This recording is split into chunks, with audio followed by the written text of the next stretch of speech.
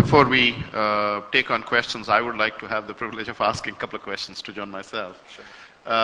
Given, all of us for sure say that there is a possibility of a deep impact of Web 2.0 in enterprises, and we divide the enterprise horizon in two parts, the large and the very large one with significant processes and systems embedded in over a longer period of time and carrying a legacy, versus the small and medium without too much of a legacy and fairly nimble-footed.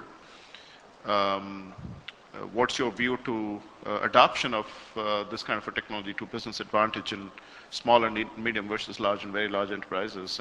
And if large and very large enterprises find it very difficult to make that shift, isn't it naturally going to put pressure on Web 2.0 to not be a success in the marketplace? It's a great question. I think that within the large enterprise, at least from my experience, there's actually a significant amount of adoption going on of Web 2.0 technologies, but it's under the radar screen. It's not being driven by the CIO or the IT department. It's being driven in largely around project teams that are working on projects that last anywhere from 3 months to a year. Where there's enough time to assemble the right set of tools, wikis, blogs, etc., social software of various types, to support the project team.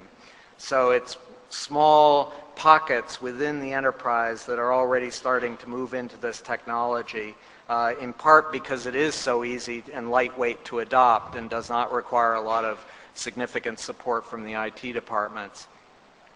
I think, again, the opportunity is to shift this now into much more short-term exception handling, which typically lasts from a few hours to a few days in length. And to really make it viable in that kind of context, there's a need for these more open operating environments to support Web 2.0 tools.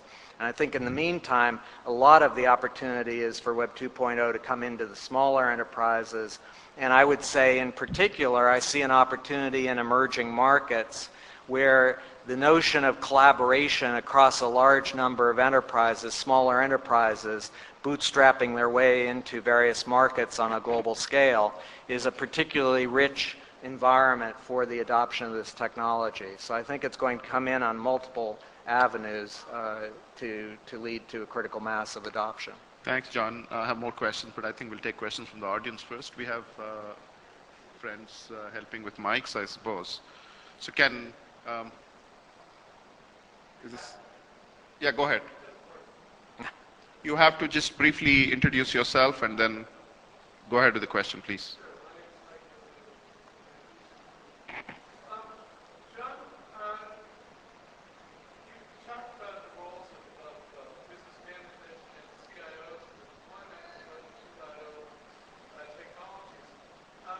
Where do you think the line needs to be drawn in terms of governance between what are the roles of business management and CIOs in terms of governance and the rollout and user preparation for these technologies, or because it's so lightweight and so intercompany, do traditional concepts of governance even apply here? Sure. This is a particularly important issue, I think, in the enterprise. It's a situation where strength is also potential vulnerability or weakness. Because these are such lightweight technologies that can be deployed in very specific business contexts, you have the potential for a proliferation of these technologies without adequate attention to governance and to broader architectures to ensure sustainability over time. We have, as I've said in prior contexts, the opportunity to create meta spaghetti within the enterprise with these new technologies. And I think the issue for CIOs and IT executives is to move to a very different way of thinking about architecture and governance, which is rather than developing very detailed blueprints, which you had to do in prior generations of technology, because if you didn't have the architecture defined in great detail, you could end up regretting down the road.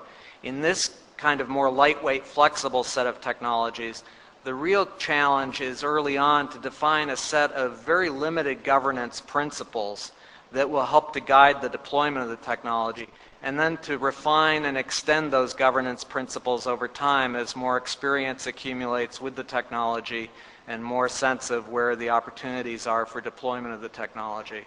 It's a very different style of thinking about architecture and governance, and I worry, particularly in the context of service-oriented architectures, that one of the reasons the deployment of those architectures has taken so long is because IT executives are consumed in designing these very detailed blueprints versus helping to support business executives around very targeted deployments of the technology.